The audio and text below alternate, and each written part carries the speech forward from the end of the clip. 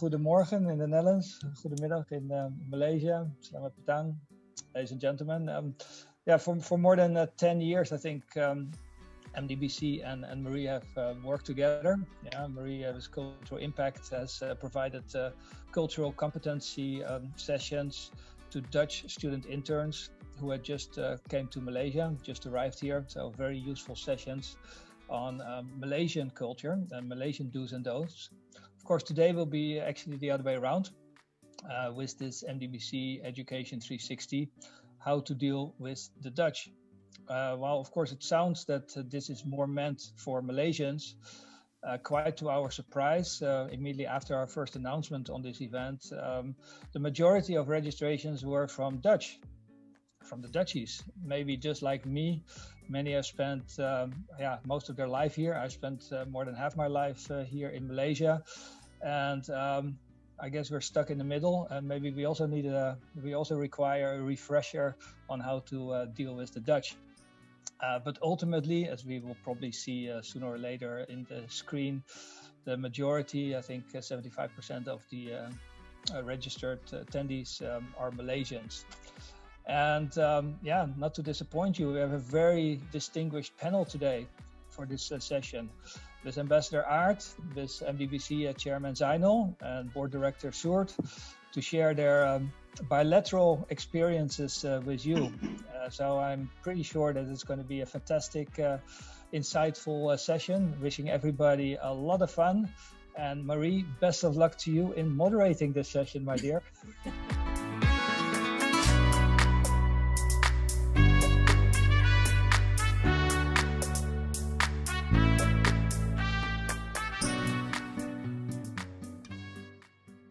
Well, I think that people will enjoy working in a Dutch environment because it is quite informal.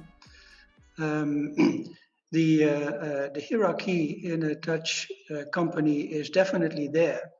But as a boss, you should not insist on it because that is not so appreciated by the people around you. Everybody always knows in a company, in a Dutch company, who is the boss. But if the boss plays the boss too much, that is not so much appreciated. I think if you allow me to elaborate a little, when you are in Holland, Dutch behavior is normal, so you don't notice it.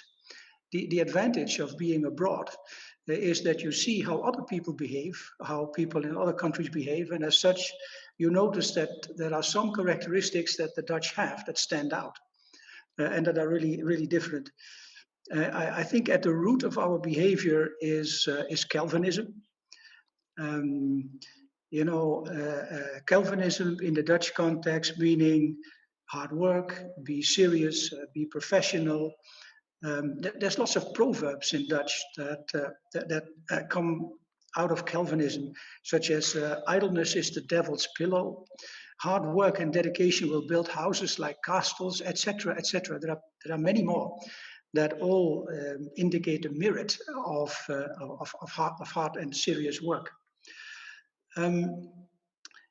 Like I said, we are also an egalitarian country, I think. I always have the idea that in the United States, the value of a person is measured by how rich he is. That's not the case in the Netherlands. You may be wealthy or you may be important, but that does not automatically grant you respect by other people. That respect you will have to earn. People feel that they are mostly equal to you. That also makes the Dutch the worst waiters you can find in the world, I find, of which we can give examples later. But yeah, there's an egalitarianism in the Dutch that is quite strong. It also explains in part the informal way that people deal with each other within companies. Another point that is important, I think, in the Netherlands is consensus. Decisions tend to be built on consensus. If consensus cannot be reached, then the one who is highest, the boss, will have to make a decision, obviously. But there is always an effort to get everybody on board. And an authoritative directive management does not go down very well with the Dutch. People like to be involved and like to have their say in decision making. And another thing that stands out, it was mentioned in one of the terms, I do think that we are good in teams and that we are very innovative, always looking for better ways to do things, sharper ways to do things. It never stops. So it's a number of elements that stand out: informality, egalitarian, innovative. Are we rude? Yes, we are, but it's not our intention. We are very poor at packaging a message nicely, like the British do. Like I mentioned the other day, if a British person totally disagrees with you, he will say, I've listened to your remarks and I really appreciate the way you have put forward your points. And there's a lot of merit in it too. However, there are a few things I would like to remark. And next, he will totally settle down whatever you said. But in the Dutch don't have this elegance. They will say, I disagree with you. Quite straight. And if you're not used to it, if you come from another culture, this is kind of like a shock. You would expect him to be a little bit more polite in expressing his disagreement. The Dutch are really not very good at that. We call it efficiency, but I can see that it comes across as you have to get used to it. But it's a bit of a shock for people from other countries to deal with this directness that we have.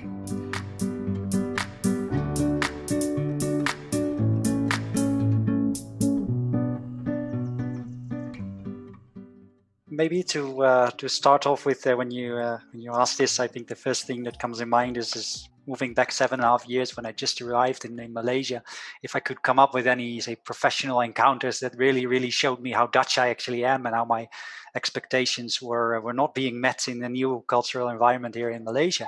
But the one example that really stuck to me actually is I recall clearly walking in the pedestrian walkway between KLCC and Bukit Bintang in Malaysia. You have these air-conditioned walkways that connect you between various locations here in KL for those who are not residents here.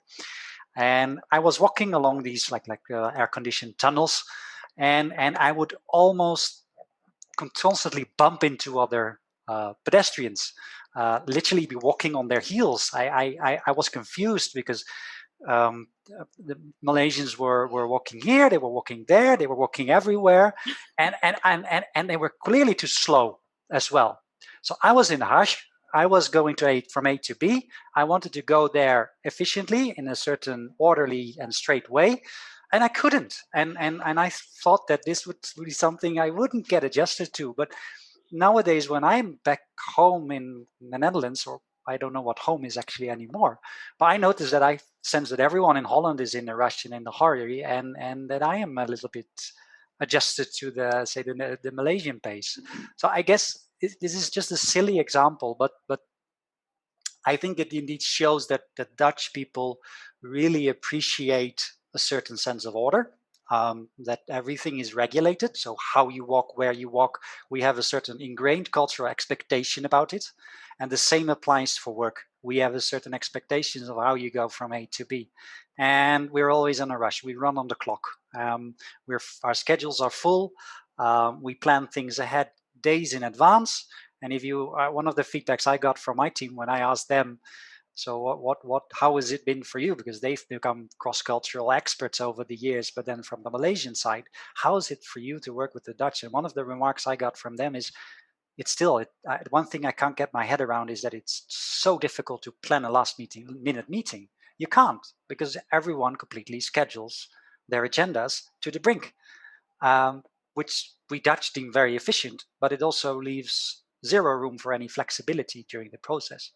So those are the things that I think learned to also let go, to accept that you can get from A to B, maybe not exactly knowing how you're going to get there, but just start your journey.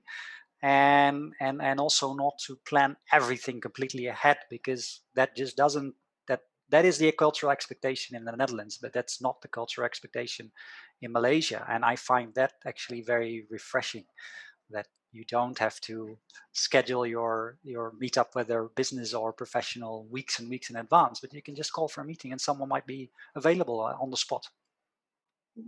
That's an interesting comment, because when we did the session on Sarawak, that's what the Sarawakian were saying that the Malaysians are too orderly. Whereas in Sarawak, you can meet anyone, anytime.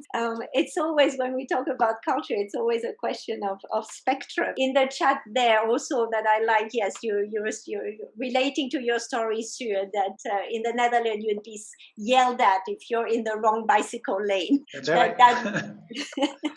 Whereas in Malaysia, it's totally acceptable that if you miss your turn off on the highway, you cross the hard shoulder and you turn on left, and no one will honk their horns.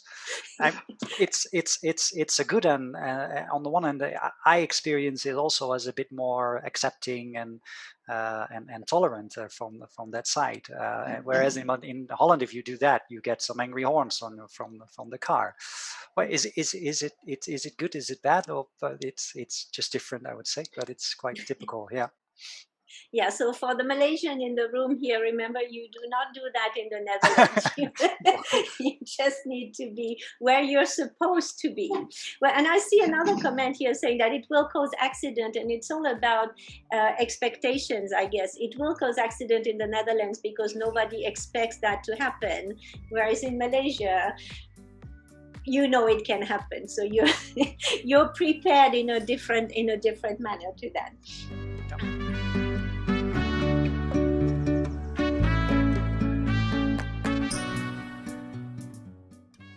I remember that my ministry always tells us you should give the local staff a lot of independence and a lot of responsibility, and that way they can grow and they can develop themselves, etc.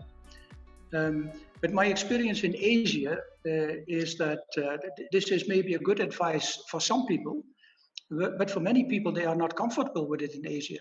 The Dutch, indeed, they would like to have this responsibility, etc. But people in Asia and Japan, in particular, are very comfortable with giving very clear directions about what to do, because that way the responsibility is not theirs, because their boss told them to do A and then B and then C. So they do it, and they do it correctly, and they are happy. The boss is happy. But after you tell them do A, it stops.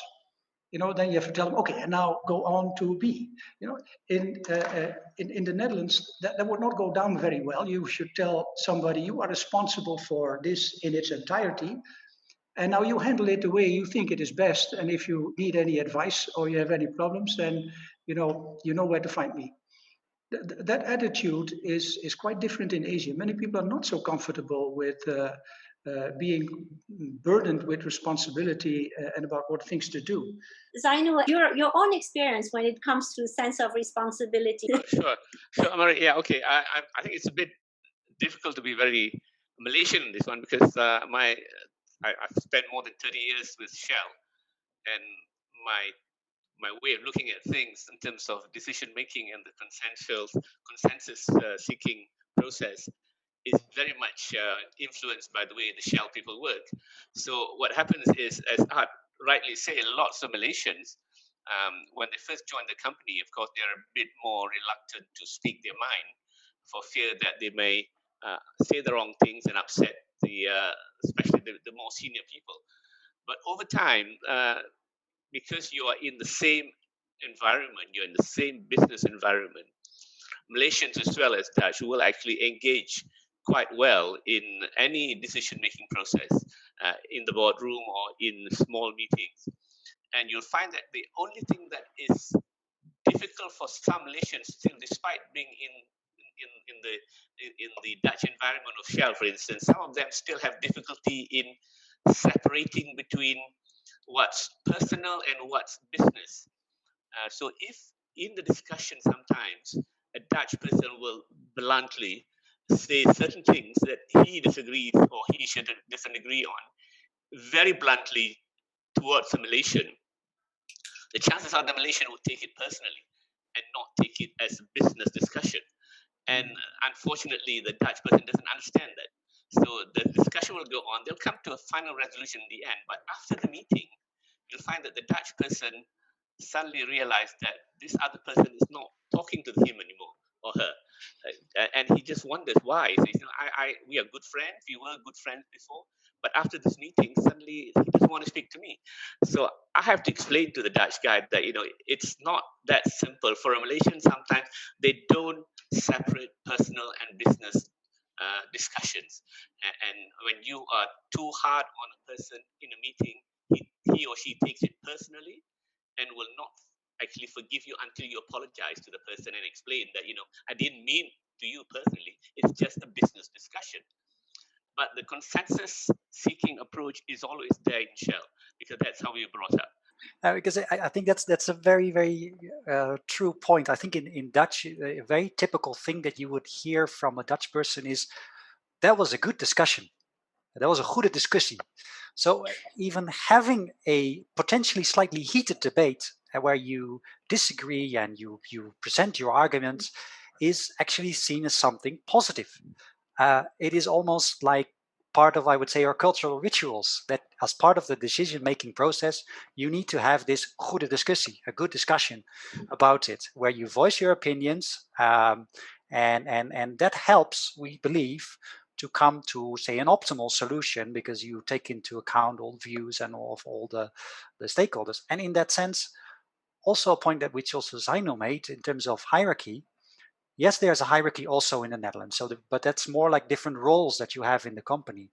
But in terms of opinion, everyone's opinion counts.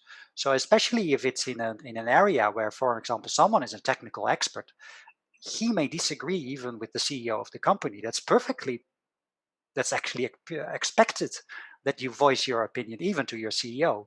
And I think that's something, if you're Malaysian dealing with the Dutch, to keep in mind, that don't be afraid to voice out your opinion, because conversely, from the Dutch side, it will probably be actually expected from you that you do so, and not voicing that opinion might make people actually doubt your competence. That sounds a bit negative, but if you're in a very Dutch environment, not voicing your opinion might, to Dutch people, indicate that, no, maybe he doesn't have that opinion on it. Whereas for a Malaysian, I usually find that when you are sometimes when you ask for an opinion, you get the response, "Give me 5 minutes to think about it, and I'll get back to you." And that's, I think, for us Dutchies, something to take into account. Literally, when asking my team as well for some input, this is one of the responses I got. That's a nice question. I'll call you back, because they just want to take some time to formulate it. And I'll get an answer that says the Dutch tend to be a bit critical and tend to choose this slightly more safer and a bit more familiar route. Whereas a Dutch person would say the Dutch are just plain conservative, perhaps. And what the farmer doesn't know, the farmer will not eat, is one of the sayings, also to add to Art's sayings. It's quite typical. Yeah, Marie, the very first time in my career that I met with a minister in our ministry, I disagreed with him, and within 3 minutes I was kicked out of the room. So it doesn't work all the time? No. He wanted me to do something. I bluntly refused, because I thought it was a very poor idea. So he told me to shouted me out of the room. And I said, "No wonder there are only yay-sayers around you." Well, it didn't hamper my career, fortunately, but you do have to stand up for your opinion in the Netherlands. It's in the end appreciated. I think even by the minister at the time, although he was very upset. I didn't have any repercussions anyway, so. That is a very important point, I think, because, and Zaino, correct me if I'm wrong, is that here we can't believe that if we say something that will not be accepted or appreciated, there will be no consequences. And hence, we tend to be a little bit guarded in how we say things, thinking of the potential repercussion. You're right. Because you know what they say in the Malays, I guess the Malays and the British, to a point, tend to speak in layers. We speak in layers. By that I mean, you don't really say what you want to say. You say in a very convoluted way, And the only way you can understand that is to peel the layers. Whereas the Dutch, they don't have these layers. All the layers have been peeled. You're stark naked, so whatever you say is so clear. There's nothing to hide behind those words. Yes, but Mary, if I may add, this is the cause of many misunderstandings. Since the messages in Asia are layered and are packaged very nicely, quite often the Dutch do not hear a clear yes or do not hear a clear no or I agree, while actually that message is given, but not in a clear Dutch way. So this is the cause of misunderstandings quite often. Even at home, I still have this issue at times that I think there is still room for negotiation, but in the Japanese way, apparently a clear no was expressed. But not in the Dutch way, So I still feel there's an opening, but unfortunately.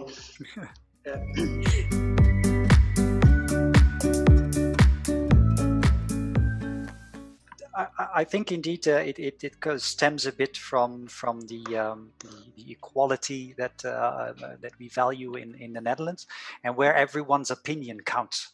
And everyone is also, I think, if a Dutch person wants to be heard and wants to have someone asking for your opinion, or wants to have a platform where he can voice his opinion, and we think that sharing those opinions and having such a good discussion about it is valuable, because it helps to bring all the perspectives in and all the standpoints in and from all the stakeholders, and therefore will lead to a better solution, as opposed, because more people, more minds know more perspective, know more than just the boss telling us what to do, despite the boss's experience, etc. I think that is one factor. The second factor is indeed also, in terms of the importance of the consensus seeking processes, is also that, conversely, not doing it indeed and not making people feel heard will bite you in the tail during the actual execution of the ultimate decision. Mm-hmm. So you might have a very good plan, but if you've not sought that consensus, people might feel that they will not identify with the solution. They will not identify with the plan because they've not been heard. They've not voiced out their opinion on it. And if it's not, there's not a broad basis for doing so, that could jeopardize actually the execution of the plan, because in that sense, Dutch are also quite egalitarian. Even though the boss might say so, that this is the plan, if you feel that it's a bad plan, you'll still say it's a bad plan, and you might not support it. So it's also to ensure a broadly supported decision and a good execution of that decision, that the Dutch manager would seek that consensus, seek everyone's opinion, and then he is the manager. So it is his role to make a decision on it and present the plan forward. And if he's done his job well, that means that people will recognize their input into the plan. And it's okay that if you've given your opinion and ultimately the direction is another one than what you thought and your input is given, but at least you've been heard and your arguments have been heard, and you may agree to disagree. That's totally fine. But it's quite risky not to seek that consensus first before implementing a decision as a Dutch manager with a Dutch team. I couldn't have voiced it any better. This is exactly what it is. You may have, as the ultimate responsible person, an idea of what you want to do. But first of all, it is always good to ask your staff, to present it to your staff and ask for their input, because maybe there are things that you have not thought of. And secondly, by doing that, you will get them on board. They have been heard, they know where you're going, and they are committed that way. So consensus is very important. Well, I'll quote what happens when you are in Shell.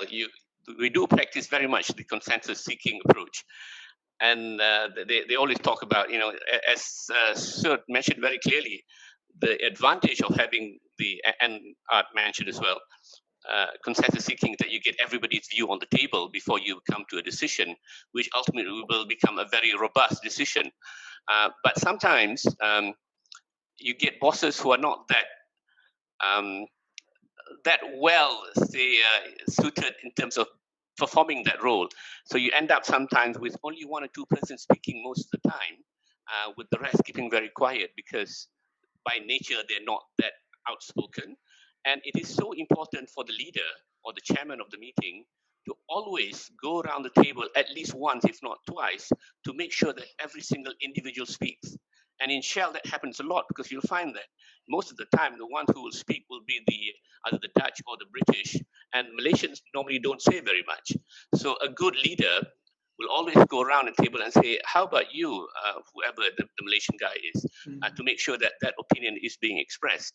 And far too often I find that in meetings whereby people get carried away with the discussion, the chairman forgets to seek the views of each and every one and come to a decision which ultimately has not taken into account one major perspective.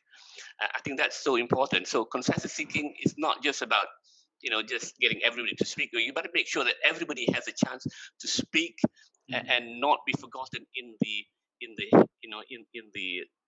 or when you get lost in the discussion. You should not forget to make sure every single one. And you know that the Asians normally are one of the last to speak. So make sure that you don't forget to ask them to give their view. And that's what happens in Shell a lot. You have to make sure sometimes to remind the chairman, by the way, X and Y has not spoken at all during the discussion. Can you please make sure you get their views?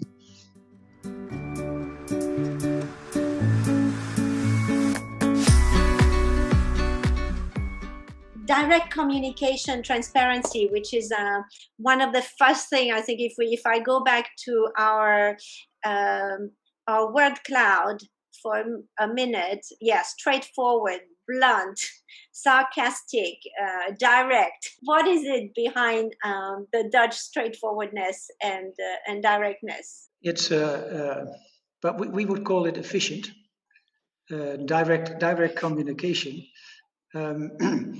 Mind you, I do realize, having been abroad for many years, that it comes across as quite rude to most people not from the Netherlands. I think that even within Europe, among Europeans, the Dutch have some sort of a reputation of being even shorter and more direct than most other European compatriots. Where do you think that comes from within the Dutch culture? Where would you pin it to? Well, in the area where I come from, which is the countryside in the east of the Netherlands, there is a great distrust of people who need a lot of words to explain something. We feel that maybe they are trying to trick us, or that they don't know exactly what to do or to say. We would like them to get to the point and keep it simple. And the more words they use, the more reluctant we are actually to believe them. But that's where I come from, and it's a small country. Maybe in other parts of the country it's different, but there is merit in being accurate and short in Holland. It's appreciated, and to be clear. But I do realize that that abroad you have to adapt, because really sometimes it's offensive in another cultural context. Yeah, I think actually quite true. It might also stem from the fact that we've had quite a few wars with the Brits. So maybe we're just trying to be different from the Brits, who do indeed package their messages a bit more diplomatically. Now, I think it also is related to the seeking opinions of each other. I think what is really valued in the Netherlands is being genuine. So if someone is a genuine person, it means that he's open, he's transparent, he's just a regular guy. So even for up to, for example, the example of our prime minister going on his bicycle to his work and doing in the weekend the grocery shopping for his mother in his jeans. It's not the layers around it, in both in the language but as well as in your appearance. Being just showing exactly what your opinion is, showing who you are. Actually, that's very much appreciated in the Netherlands. It's genuinity basically is that's what we feel is genuine. I think we need to keep in mind that the Dutch have not such a keen sense of of peeling off the layers in the messages as Malaysians have. We've just not been trained in such an environment. So do take into account that that we might misinterpret a message if it's not packaged a bit directly. And at the same time, that the Dutch really appreciate it actually, and really don't mind directness and frankness in a conversation. So I think the advice would be to, well, I think obviously in cross-cultural communications, we both need to take a step closer towards each other. So on the Malaysian side, keep that in mind, that don't assume your message is understood correctly. It might be good to just double check if the message has landed and the way that you had intended to, and do be a bit more. If for you it feels blunt, probably for a Dutch guy it feels very diplomatic. And on the Dutch side, as a Malaysian, do encourage also your Dutch counterpart to give feedback to you as well, to just double check if the message was indeed understood. Yeah.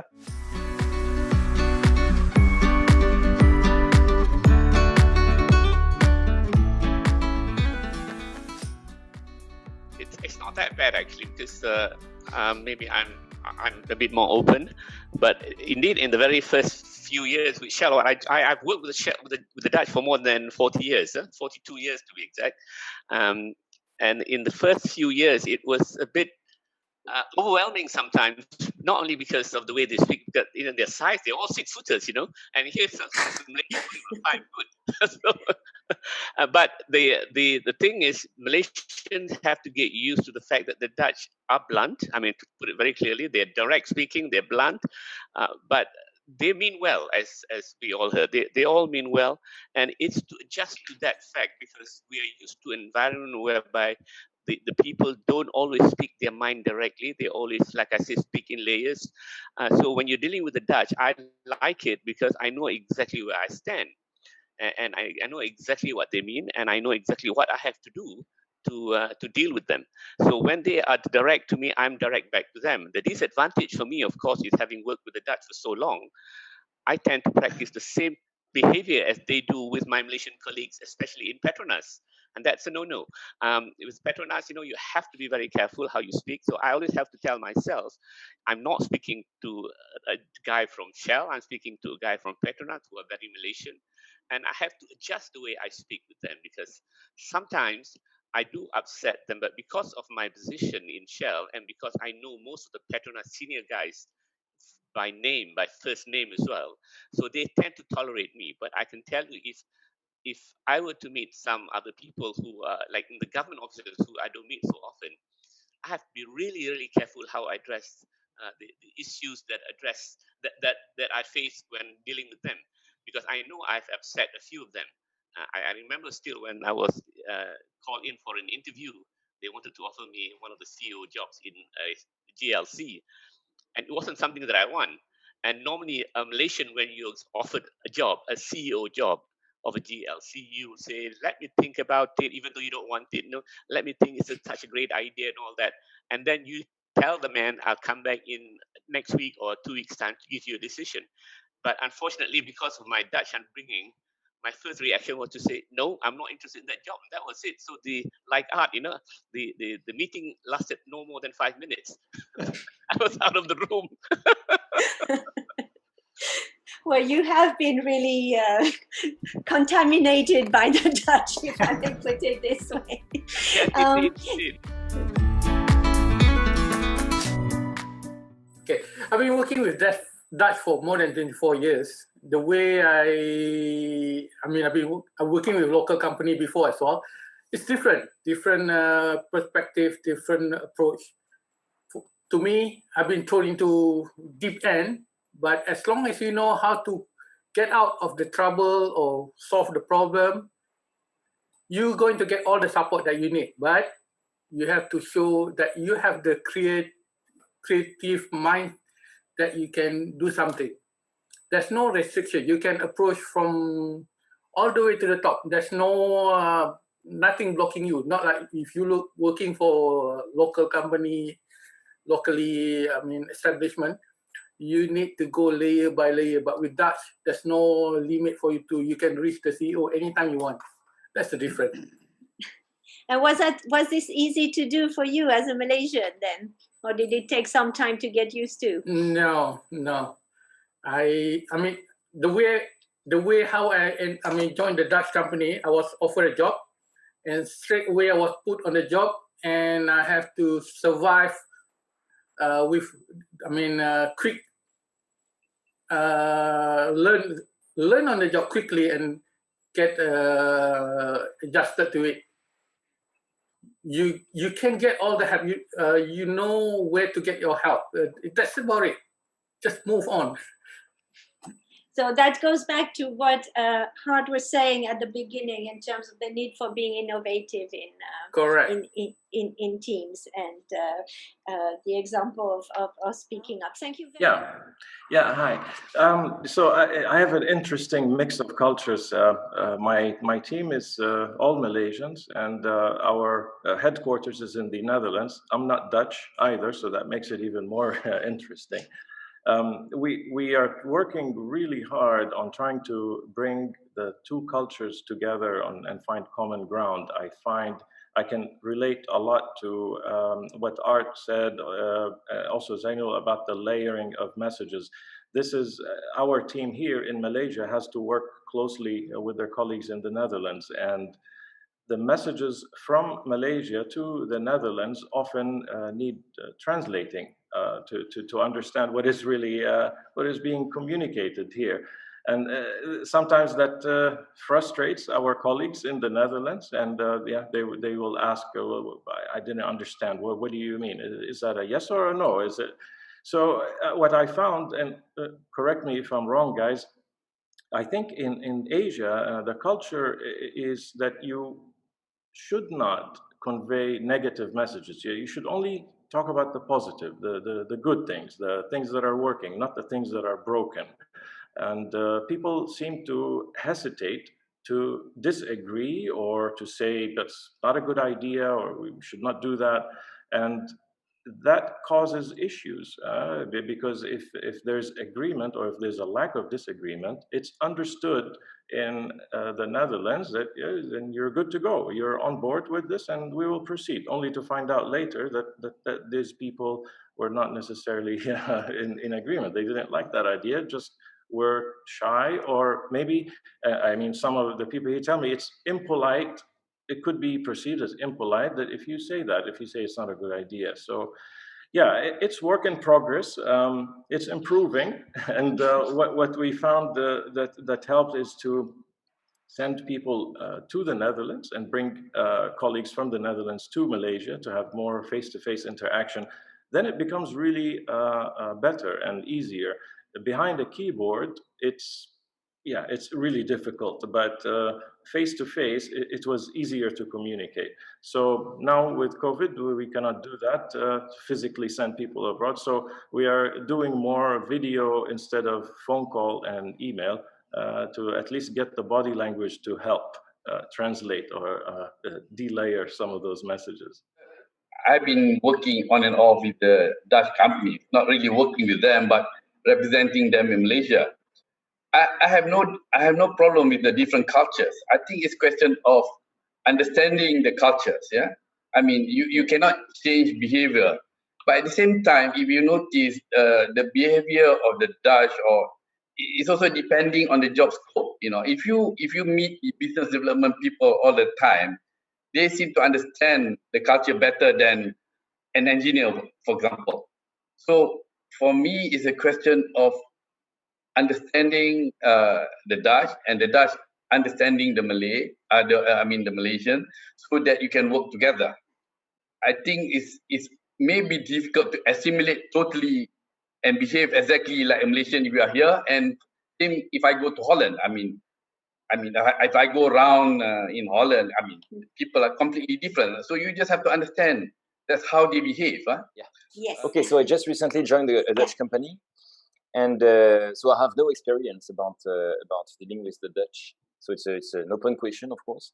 I've been told by one of my colleagues who is US based that Dutch people would always, as a manager, your manager will always try to challenge you as long as he feels that you have potential and that you are an interesting potential for the company. If he challenges you, then you should take this as a positive sign because it means that he trusts that you can go further and so on.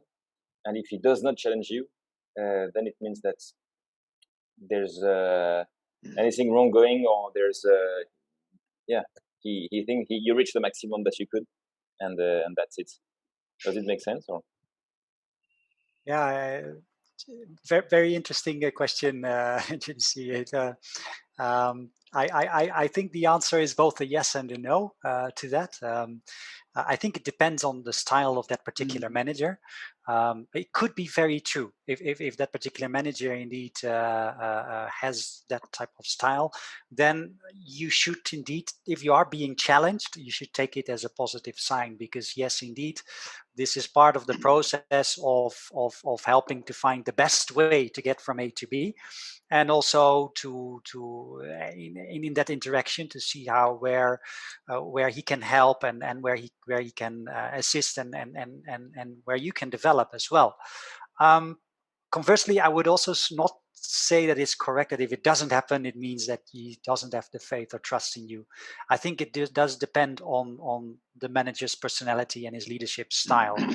I would just say if it does happen, indeed, it could be a very Dutch thing, and then definitely do not take it as a criticism.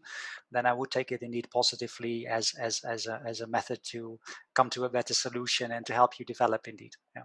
If the boss is very interested in your idea, he might want to dig a little deeper. But it might also be that he really likes what you are doing and he's happy with it, and he doesn't feel the need to challenge you at that moment. So it could be either. There's no golden rule here. Yeah. Yes, see what the Dutch say. Okay. So, well, I'm Brazilian, living here for 15 years now, and doing more or less what you do for the Tropical Institute. So helping people to understand, Dutch people understand the Brazilian culture, basically, and foreigners also to understand Dutch culture here. And what I could add is that I also see that Dutch is a very caring society. So I see also in the consensus the aspect of inclusiveness. So I mean, I can see that Dutch people need to express an opinion, this individual aspect of expressing an opinion, and that can be really to say what you want, but also to be heard. Yeah. And at the same time, the equality. So it's opportunity for all of us to say what we are thinking. So, but also it's a very inclusiveness. And the aspect of be heard, it's quite interesting, because sometimes I have complaints from my neighbors, for instance, about my dog barking. And well, this is normal, you know, this is nature. What can I do with my dog? But the fact that I listen my neighbor and I said I will try to, when the dog is too much, to put inside, and that, so that is enough. So sometimes it's really the consensus. It's more, in my views, about the discussion than really the solution. But the fact that everybody is involved, at the end, everybody is engaged in getting a solution and do implementation. Yeah.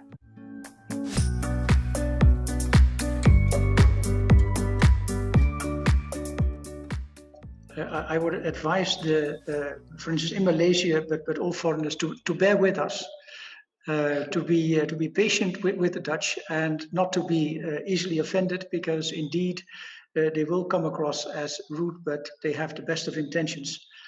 And another one on the reverse side, I thought the remark of Zainul very significant.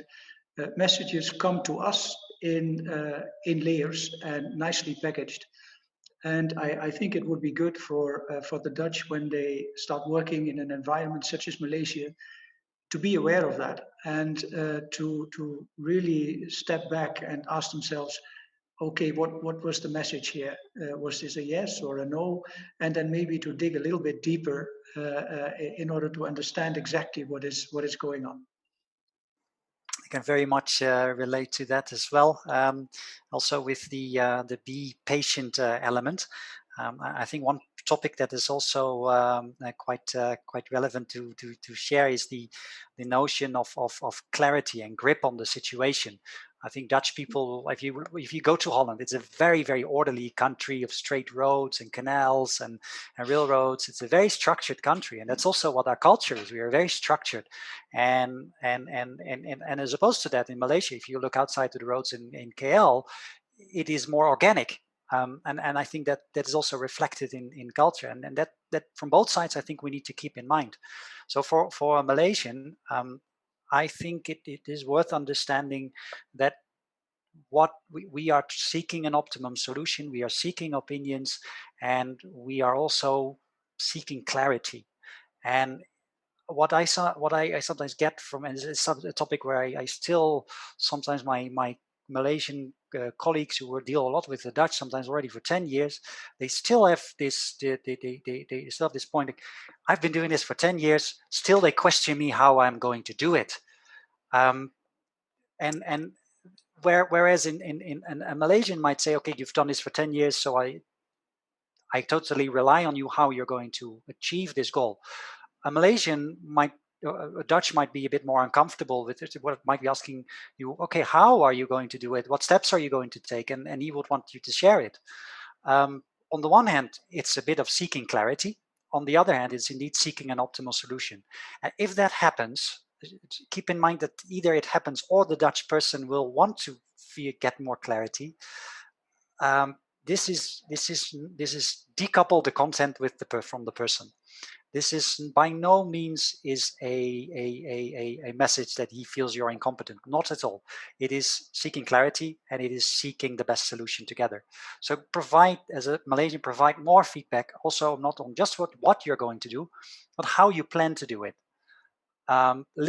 Just spell that out, especially the first few times you are interacting with a Dutch colleague. That builds trust. That builds trust that you know what you're doing, basically. And invite feedback as well. And from the Dutch side, conversely, keep this in mind that your questions, which although they might be well intended, could go down as a message of the Malaysian colleague as he doesn't trust me.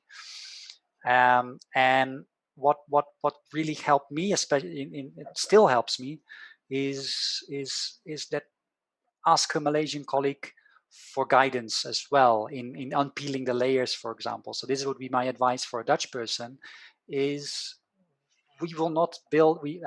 I'm 37 years old, and you're 37 years old. I spent 7 years in Malaysia. I can never catch up with a Malaysian. So the best way is to learn from the Malaysians. So ask feedback on that as well. Is when you've had a meeting, what was the message? Can you translate it a bit for me with my Dutch sensors, which are lacking all the layers, and that can give you very good insights, and that helps you to train. And for a Malaysian, please do so, asked or unasked. Help your Dutch colleague to translate the message. He probably, if you feel that he's going in a totally different direction, he probably didn't pick it up. He doesn't mean it wrong. He just didn't pick it up. Help him translate, and that will be very much appreciated by the Dutch.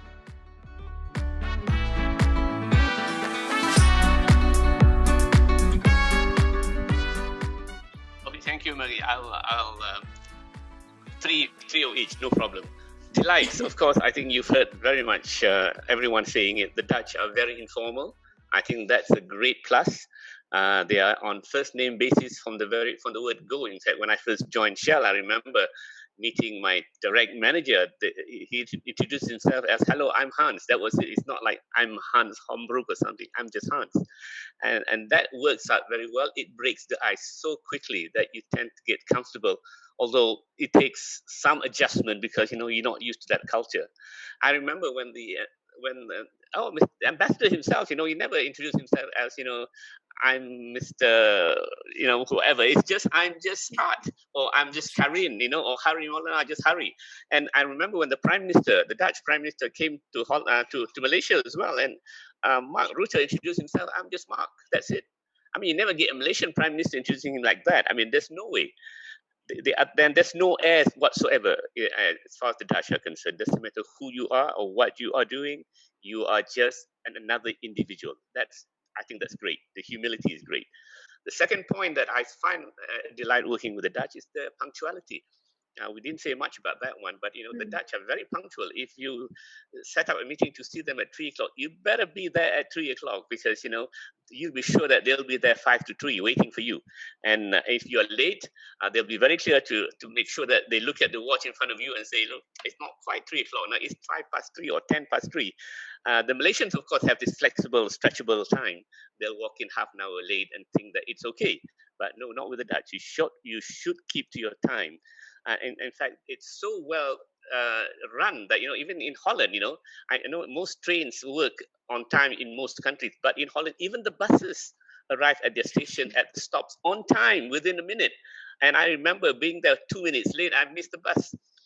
That never happens in Malaysia. In Malaysia, if you're half an hour late, you probably might still catch the bus. And the third one, of course, is the most obvious one that I like working with the Dutch, is their direct and frank way of telling you things and how they feel. They're open, they're very blunt. And the bluntness actually helps a lot because it does not require you to have to unlayer whatever they're saying because everything is right there in front of you and you know exactly what they mean. So that's working with the Dutch. Straight talking Dutch is easy to deal with. They call a spade a spade.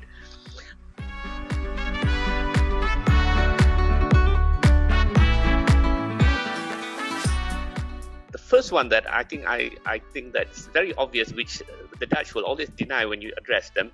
I mean, you heard Stuart saying that they like to be orderly and proper, and they also tend to be very structured. The bicycle lanes in Holland, you better follow the bicycle lanes only for bicycles. You're not supposed to walk there.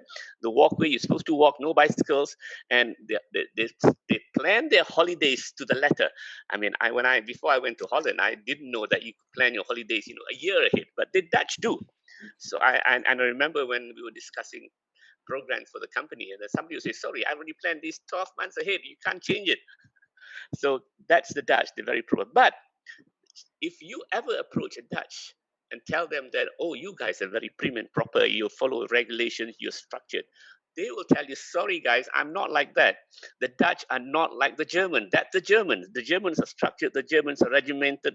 Germans are orderly. The Dutch are here to actually go against whatever rules there is in place. We are here to break rules because the rules are there to be broken. But in terms of real behaviors, they're not quite like that. But the Dutch will never admit that. The second one about the Dutch is they love to speak Dutch. You'll find that if you are in an environment in a Dutch company, as I was in Shell, I'll be speaking to a Dutch guy in English, and then in walks two other Dutch guys, and automatically the Dutch guy who was speaking English to me switched to Dutch without even thinking, and they'll be speaking Dutch for about a minute or so before they realize, oh, sorry, I know we forgot that you don't speak Dutch. Then they switch back to English, but only for a minute or so, and then they go back to Dutch. But they like to speak Dutch. However, in Holland, if you go to Holland as a foreigner and they speak to you in Dutch, and then you struggle to speak or reply in Dutch because you're trying your very best to pick up the Dutch language, because they can see that you're struggling, the first thing they'll ask you is, do you speak English? And as soon as you say you speak English, they switch to English immediately. So they'll just speak English, and there goes your chance to practice your Dutch. So the thing is, the funny thing is that, of course, when they're away from their country, they like to speak Dutch. When you're in their country, you're trying to speak Dutch, they'll speak English to you. That's the challenge that you have. So it's very difficult to speak Dutch when you're in Holland.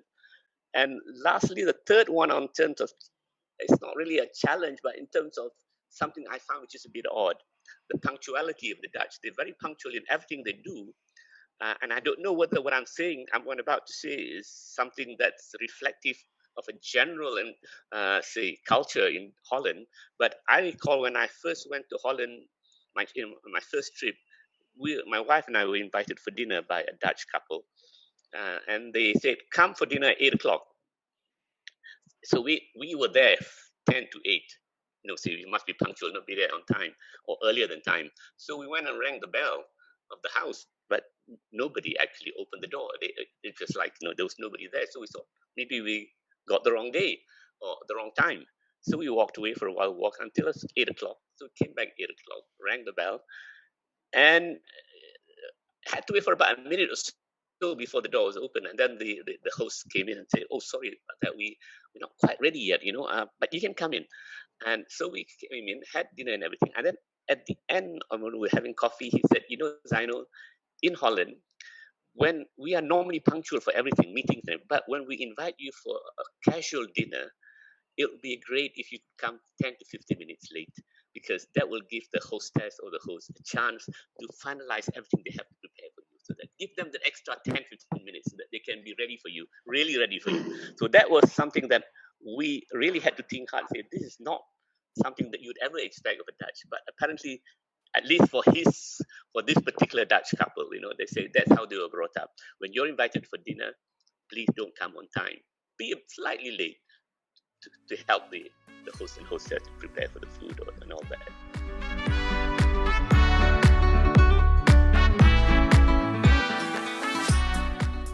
You should always, as a Malaysian, remember that the Dutch will be plain, straight, and honest about whatever they want to say to you. So you should not take things personally. You must remember that when you're in a business discussion, anything that's discussed around the table is all about business. It's not personal. So don't take it too hard. So if there is a very heavy discussion where hard words are being drop here and there, please don't leave the room feeling depressed that this fellow has been rude to you and all that, because it's all part and parcel of an honest, robust discussion. So we must remember that.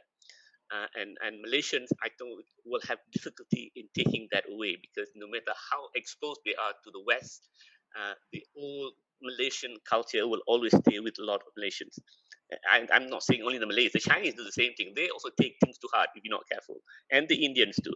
It's just that the Europeans sometimes don't understand that. Okay. Second thing is make sure that you're punctual when you have a meeting with them. Don't be late. Don't walk in like you normally do with other Malaysian meetings. Although I know lots of modern Malaysians now are more punctual than the old style Malaysians. But we need to remember that when the Dutch say meet you at 3 o'clock, they mean 3 o'clock, not 3:01 or 3:02. And the last one, I think it'll be nice if you could try and understand a bit of their culture as well. And they can be a bit intimidating because they're big and tall, and they can be a bit loud, but that's just them. And they don't mean any harm. Normally, they're very nice guys, very hardworking, and they love birthdays. So if you do have Dutch friends, don't forget their birthdays. They love birthdays. Whether they're man or female, they love their birthdays. And they love to talk about the weather, at least in Holland. I don't know what they do that in Malaysia. They love to talk about the weather. And they love the sun. And when I was in Holland, I used to wonder why they love the sun. Every time there's a bit of sun ray, all the Dutch will walk out and sit in the sun. And then after being there for 7 years, we realized why they do that. Because in Holland, it's generally very gloomy. So whenever there is sunlight, they always need to appreciate the sunlight. But you never know when the next sunlight is going to come. So the Dutch have certain behaviors which we need to understand and why they do it. And they love their Heineken beer, of course. And generally, they are very multilingual. So don't think if you speak French or Spanish, whatever, behind their back, they don't understand. But normally they speak French, they speak Spanish, they speak Portuguese, Belgian, German, and sometimes even good old Bahasa Indonesia. So they are very talented people. So that's all I like to say. I mean, that just take them as they are and don't take things too hard when you're dealing with them. Thank you. Well, first, Marie, thank you for your excellent moderating, very much appreciated, and Sjoerd and Zainul for their considerable contribution. I think my feeling at the end of this discussion is that, after all, working with the Dutch is a positive experience. If I listen to what I've heard across the board, it takes some adjusting, and there are some peculiarities to this intercourse, but it is a positive experience. The Dutch are egalitarian. They listen to you. They value your opinion, want to hear your opinion. So all in all, I think these are things that will appeal to everybody that works for a Dutch company or in a Dutch organization or institution. I do hope and I think that this session has contributed to further deepen the understanding between the Dutch and the Malaysians. I do think so. It has certainly enlightened me, because I'm also a recently new arrival, at least in Malaysia, only about a year now. And once again, Marie, Zainul, Sjoerd, and to all the people who are still in the room, I would like to thank you for your attendance and for being part of the discussion that we had. Very much appreciated. Thank you.